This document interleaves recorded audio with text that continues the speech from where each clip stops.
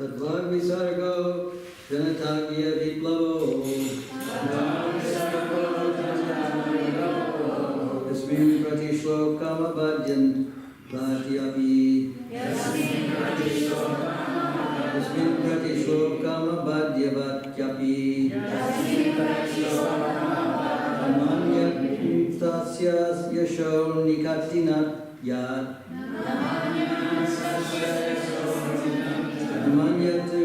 Nanyatasyo yaso nikantiya Navati gayanti grinati sarvaha Gayanti grinanti sarvaha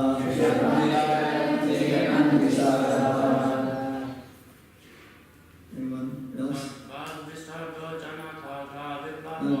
Visargo janatagya viplavo Yasmin Pratishlokam Abhadyavatyapi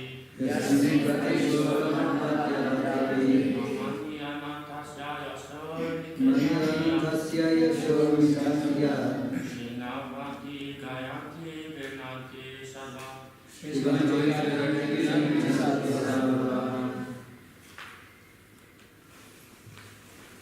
Else? Anyone else?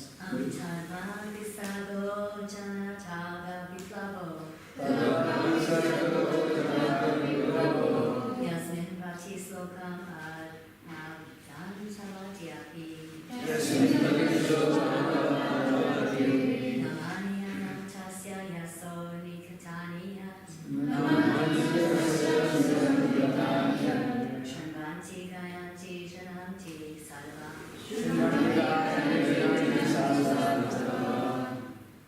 Synonyms yat, repeat yat, tat, that, vad, vocabulary, visargaha, creation, janata, the people in general, ha, sins, people of aha, revolutionary, yasmin, in which, pratishlokam, each and every stanza, Abhyavanti, irregularly composed.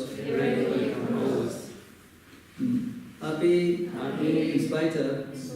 Namani, transcendental names, etc. Nantasya, of the unlimited Lord. Yeshaha, glorious.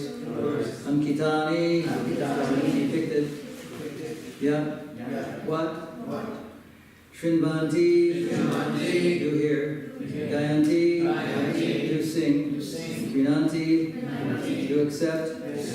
Sadhavaha, purified men who are honest. Translation by Srila Prabhupada. On the other hand, that literature which is full of descriptions of the transcendental glories of the name, fame, forms, pastimes, etc. of the unlimited Supreme Lord is a different creation, full of transcendental words directed toward bringing about a revolution in the impious lives of this world's misdirected civilization. Such transcendental literatures, even though imperfectly composed, are heard, sung, and accepted by purified men who are thoroughly honest. Repeat phrase by phrase. On the other hand, that literature, which is full of descriptions of the transcendental glories of the name, fame, forms, pastimes, etc. of the unlimited Supreme Lord, is a different creation, full of transcendental words, directed toward bringing about a revolution in the impious lives of this world's misdirected civilization. Such transcendental literatures, even though imperfectly composed, are heard, sung, and accepted by purified men who are thoroughly honest. Purport by Srila Prabhupada. Long purport. Anyways, it is a qualification of the great thinkers to pick up the best, even from the worst. It is said that the intelligent man should pick up nectar from a stalk of poison, should accept gold from a filthy place should accept a good and qualified wife even though from an obscure family, and should accept a good lesson even from a man or from a teacher who comes from the untouchables. These are some of the ethical instructions for everyone in every place without exception. But a saint is far above the level of an ordinary man. He is always absorbed in glorifying the Supreme Lord, because by broadcasting the holy name and fame of the Supreme Lord, the polluted atmosphere of the world will change. And as a result of propagating the transcendental literatures like Srimad Bhagavatam, people will become sane in their transactions. While preparing this commentation on this particular stanza of Srimad Bhagavatam, we have a crisis before us. I think this was written in about 1966 or something like that. Our neighboring friend China has attacked the border of India with a militaristic spirit. We have practically no business in the political field, yet we see that previously there were both China and India, and they both lived peacefully for centuries without ill feeling. The reason is that they lived those days in an atmosphere of God consciousness, and every country over the surface of the world was God-fearing, pure-hearted, and simple. There was no question of political diplomacy. There is no cause of quarrel between the two countries, China and India, over land which is not very suitable for habitation, and certainly there is no cause for fighting on this issue. But due to the age of quarrel, Kali, which we have discussed, there is always a chance of quarrel on slight provocation. This is due not to the issue in question, but to the polluted atmosphere of the age. Systematically, there is propaganda by a section of people to stop glorification of the name and fame of the Supreme Lord. Therefore, there is a great need for disseminating the message of Srimad Bhagavatam all over the world. It is the duty of every responsible Indian to broadcast the transcendental message of Srimad Bhagavatam throughout the world. To do all this throughout the world. To do all the supermost good, as well as to bring about the desired peace in the world. Because India has failed in her duty by neglecting this responsible work, there is so much quarrel and trouble all over the world. We are confident that if the transcendental message of Srimad Bhagavatam is received only by the leading men of the world, certainly there will be a change of heart, and naturally the people in general will follow them. The mass of people in general are tools in the hands of the modern politicians and leaders of the people. If there is a change of heart of the leaders only, certainly there will be a radical change in the atmosphere of the world. We know that our honest attempt to present this great literature, conveying transcendental messages for reviving the God consciousness of the people in general and re-spiritualizing the world atmosphere, is fraught with many difficulties. Our presenting this matter in adequate language, especially a foreign language, will certainly fail. And there will be so many literary discrepancies, despite our honest attempt to present it in the proper way. But we are sure that with all our faults in this connection, the seriousness of the subject matter will be taken into consideration. And the leaders of society will accept this due to its being an honest attempt to glorify the Almighty Lord. When there is fire in a house, the inmates of the house go out to get help from the neighbors, who may be foreigners, and yet without knowledge, without knowing the language, I'll read that again. Yet without knowing the language, the victims of the fire express themselves. And the neighbors understand the need, even though not expressed in the same language. The same spirit of cooperation is needed to broadcast this transcendental message of the Srimad Bhagavatam throughout the polluted atmosphere of the world. After all, it is a technical science of spiritual values, and thus we are concerned with the techniques and not the language.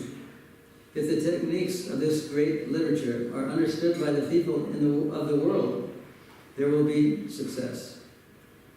When there are too many materialistic activities by the people in general all over the world, there is no wonder that a person or a nation attacks another person or nation on slight provocation. This is the rule of this age of Kali, or quarrel. The atmosphere is already polluted with corruption of all description, and everyone knows it well. There are so many unwanted literatures full of materialistic ideas of sense gratification. In many countries, there are bodies appointed by the state to detect and censor obscene literature. This means that neither the government nor the responsible leaders of the public want such literature. Yet it is in the marketplace because the people want it for sense gratification. The people in general want to read. That is a natural instinct, in parentheses. But because their minds are polluted, they want such literatures. Under the circumstances, transcendental literature, like Srimad Bhagavatam, will not only diminish the activities of the corrupt mind of the people in general, but also it will supply food for their hankering after reading some interesting literature. In the beginning, they may not like it, because one suffering from jaundice is reluctant to take sugar candy. But we should know that sugar candy is the only remedy for jaundice.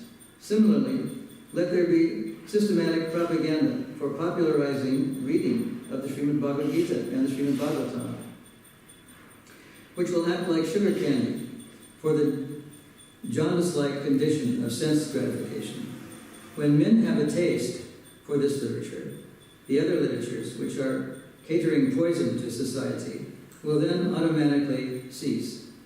We are sure, therefore, that everyone in human society will welcome Srimad Bhagavatam, even though it is now presented with so many faults, for it is recommended by Sri Narada, who has very kindly appeared in this chapter.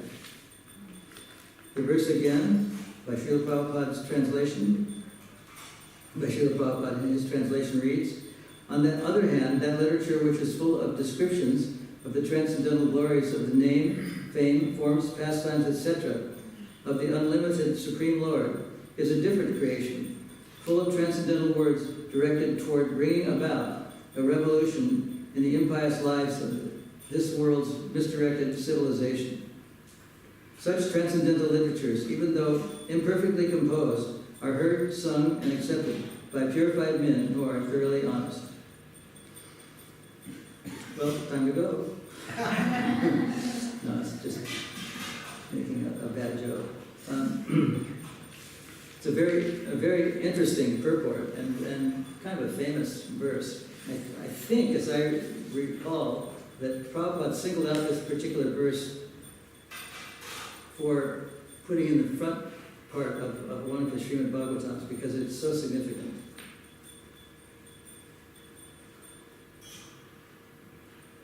One of the things that's most memorable about what he said in his purport was about how people could express that there was a fire in their house to neighbors, even though they didn't speak the same language as their neighbors.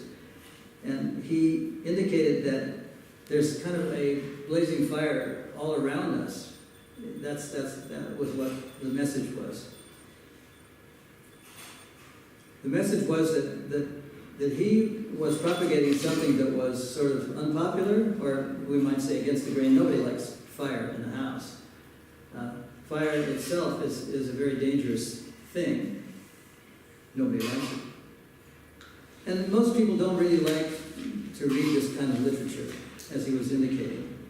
This literature is, in a sense, very much against the grain of the literature that people really like. They like to read novels about love and sex, and they spend billions of dollars and rupees or whatever every year to buy such literature. And they read newspapers constantly to feel better, to find out what's going on in the world at large. Prabhupada told us the story, and you probably know this very well, about a preacher, not of a Vaishnava religion, but of some other religion, who went to the mines to propagate his religious philosophy. And he was telling them about hell, what hell is like, that it's very damp and dark and dismal in many ways. And there was no reaction, because the mines are kind of like that. They're kind of dark and damp and dismal and without light and all that sort of thing. And this person realized that he wasn't really making very much headway. So then he thought a little carefully, and he said, and one of the things that's a characteristic of hell is that there are no newspapers. And then he got a reaction. The miners were very, very bored. They're very appalled at the fact that they couldn't read newspapers if they went to hell. It's kind of interesting because sometimes there were Vaishnava Christian dialogues or Vaishnava Catholic dialogues in which a group of devotees and a group of Catholics or Christians were all present around a table speaking about their commonality, common denominators or common realizations. It so happened that I sat next to a person who was a theologian of this particular faith, and he, of course, it's his interpretation. He said that actually one doesn't go to hell in his religion forever. He said that actually it's just a temporary thing. And later on I asked one of the Vaishnavas about this, because it was all new to me. I thought that if you went to hell, that you'd stay there forever. And he said he'd never heard this, but this was an interpretation by someone who was a theologian. Kind of interesting. When we read the 5th canto, we see that actually there's a respite from a hellish condition. It doesn't last forever. We read that it's very, very painful and torturous to live in one of these hellish planets. There's sometimes continuous torture going on, but there's a time limit. It reverts back to where we are now, and we have an opportunity to get out of that hellish condition. It was kind of a relief for me after reading this 5th canto, which tells about all of these hellish dimensions of life, that in reading the subsequent canto, the 6th canto, it talked about a person named Ajamil who was very sinful. And yet, because he remembered Krishna's name somehow at the end of his life, and he was a very elderly person, he was upwards of 90 years old, he was able to go back to the spiritual world. Of course, that may be an exceptional case, but it indicated that you don't go to hell and forever and suffer forever. There's a way to get relief. Another interesting thing that happened to me was I was traveling, and I was on an airplane. This happened about maybe 20 years ago. It just so happened that the person I was sitting next to worked for the Drug Enforcement Agency of the United States. I was aware that George Bush, who was then the president of that country, had designated billions, I think it was something like $10 or $20 billion, to stop illegal drugs. This person I was sitting next to said that actually spending all that money didn't even slightly dent the difficulty of cocaine traffic. It was just kind of a symbolic gesture. Nothing really happened. And I asked him why. I mean, after spending all this money to stop smuggling of a dangerous substance, why was it so unsuccessful? And his realization was that it was unsuccessful because people want to have cocaine. They want the stimulation. They want the addiction. Whatever it is, they want it. And no amount of money can stop their want. And that's kind of what Prabhupada is saying in this purport, and kind of what this verse is all about. That people want things that aren't necessarily good for them. They want the stimulation, they want the energy, they want the mind-altering process. And governments seem to be very unable to stop this want, this desire. The verse says, the literature which is full of descriptions on the glories of the name, form, pastimes, etc., of the unlimited Supreme Lord is a different kind of creation. In a way, propagating the consciousness of Krishna, or our spiritual consciousness, to be free from illicit sex, gambling, intoxication, is kind of against the grain. People want intoxication. They want gambling. They need these things. And when I was in hospital, just not too long ago, about 5 years ago, the most horrible thing about being there, it was a bad place to be in general, but the most despicable part of it was that people talked about gambling constantly. They talked about horse races, they talked about who's winning the lotto, and I thought that was a very painful thing. I was in a ward with about 5 or 6 other people, and they were constantly talking about things that were, as Prabhupada said, impious. And at one point he said that the Krishna consciousness is not exactly a spiritual movement. This is a little bit different from what he was writing here. He called it a cultural movement for the re-spiritualization of the world, of society. He was very particular about the way he spoke. When he spoke in the United States, he spoke one way. When he spoke in Thailand, he spoke another way. But the message was always the same. The difference was that he talked about the particular currencies that were current in those countries, and who the president was, and who the prime minister was, and he would insert a few words in that language that they understood, in the English language or the Thai language or whatever it was. So even though the message was unchanged, the outer way in which it was presented was a little different, according to the time, according to the place, and according to the audience. Time, place, and circumstance, sometimes it was said. It was interesting that I was speaking with a lawyer in New Zealand. He used these 2 words, substance, one word, and form, another word. What he was saying, he had just returned from a legal conference, and they were saying that the 2 things are really different, substance and form. And he said that substance was what in legal terms, was the spirit of the law, and form was the letter of the law. And he was saying that a good judge who was very schooled in legal matters knew the difference between form and substance, and sometimes it is said that a good lawyer can make law illegal. And what was brought out in this conference, according to this man, was that if you just go strictly by the letter of the law, you're not always right. And it's interesting that one of the devotees uses the same words, substance and form, and he said to me, he has a lot of disciples, that the substance in Krishna consciousness is chanting the holy name of Krishna. And form is personal issues. We have many personal issues. But he doesn't get involved in that, nor do most people who are on the guru platform. It's very different. In days of yore, the population of the world was a lot smaller. Populations of cities were a lot smaller. The number of disciples people had, in general, was quite a bit smaller. And people were able, like gurus, were able to get involved in personal lives of their disciples, because sometimes they only had 2 or 3 or 1 or very few. But then, as the age advanced and as the years went by, the population got very large. And instead of having 2 or 3 disciples, each guru had maybe 100 or 1,000 or several tens of thousands of disciples, like some do. And they just can't possibly mentor the personal issues that thousands of people have. So they do emphasize that the substance, the essential things like chanting Hare Krishna and reading these books like Srimad Bhagavatam are more important than the forms that I have to deal with.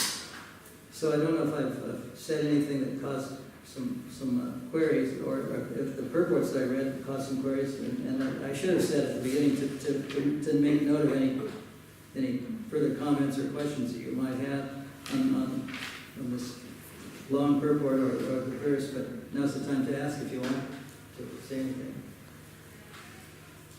Manibandha said his hand up. Thanks for your cosmology. There seems to be a group of devotees who have a real issue, or they only want to read Prabhupada's books that were printed before 1972. There's some sort of issue they have about the way they've been edited. And I know some devotees use in their argument this particular verse we're reading today to support their argument. Just wondering, what do you know about instructions Prabhupada gave his disciples about editing his books?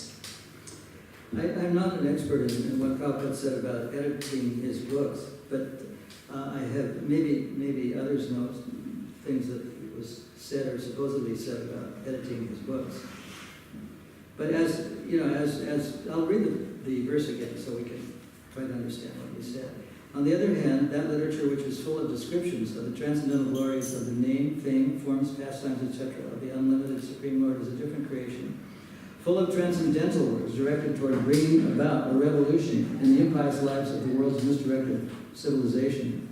Such transcendental literatures, though imperfectly composed, are heard, sung, and accepted by purified men who are thoroughly honest. One thing I could say in this connection is that when Prabhupada first came to the United States, he came with a set of books. And obviously the person who set the type for these books didn't know the English language, because I noticed that there were some small letter E's that were upside down because they were put in the letter at a time. But even so, I found the books to be very stimulating. I thought there was truth. And there was another devotee at that time who was studying the Greek language. Actually had a very expert grasp of the Greek language. And she said that even though these particular books seem to violate parts of, English grammar and English composition, there was a kind of poetry within them. So she was an advocate of not changing even a slight thing, even the typographical errors or mispunctuation or whatever.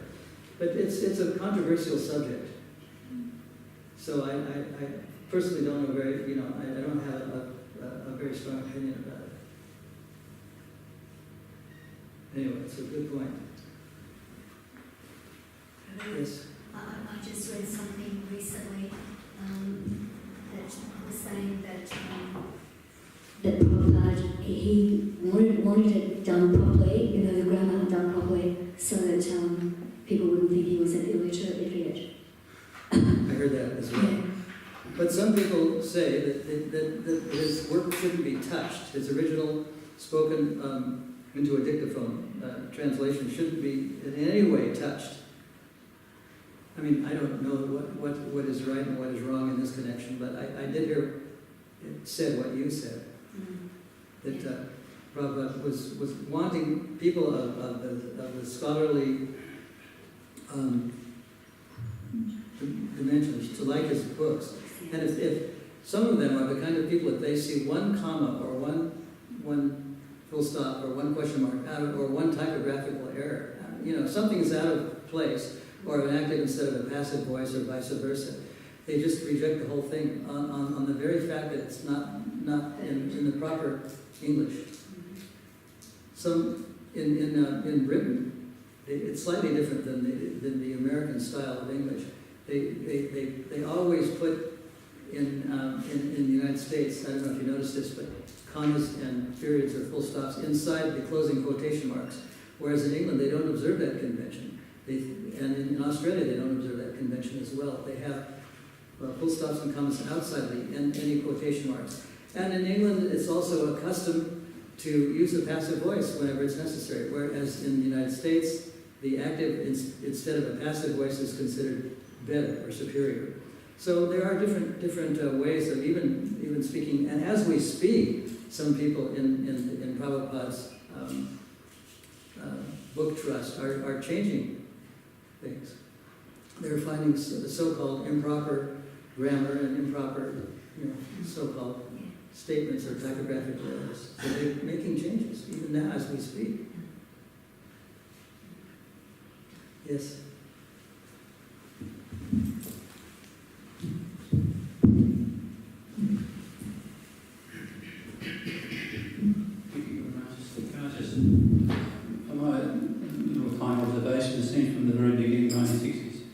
Srila Prabhupada handed Hayagriva Prabhu a manuscript and asked him to edit.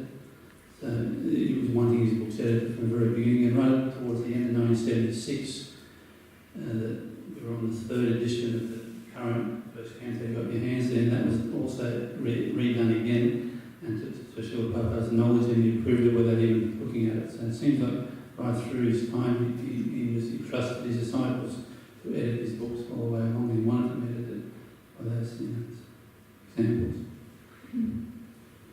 I mean, if you're making a statement or asking a question, I have absolutely no opinion about this, about what is right and what is wrong. I do know that I get a lot of inspiration out of reading the books, however they read it. Yes. Maharaj, just on the point of what's said in a translation there about imperfectly composed, I was just listening to a lecture that Srila Prabhupada gave on this chapter, and he spoke on the subject matter. He said that the Srimad Bhagavatam is so-called imperfectly composed because other literatures have that syntax where it all flows, whereas the Bhagavatam, it stops and starts. Sometimes it has this type of, what do you call it, rhyme, and then it changes into others. So that was the reference to imperfectly composed. That was the comment that I heard from Sri Bhagavatam. So I suppose you could use this verse to argue either way. Anything else?